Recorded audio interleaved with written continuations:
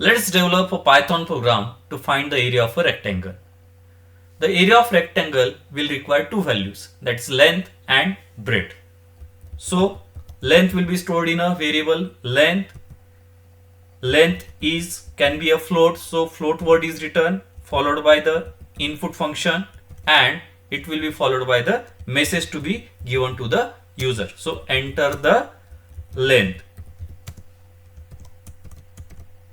Same is the case with width. Width is stored in width variable. Width can be a float, so float word is written. It is followed by the input function and it is followed by the prompt message, that is enter the width. Now length into width is equal to area and area is stored in a variable area. So area is equal to length multiplied by width.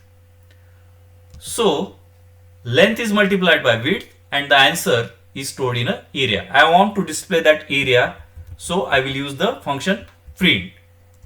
So the area of the rectangle is, and where is the area stored? It is stored in an area variable. That's why I have written the word area.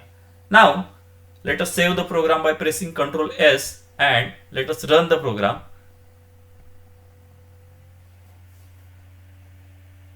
So the first message is enter the length. Say length is 10. Enter the width. Width is say 4. So the area of rectangle is 40.0. Let us run it one more time.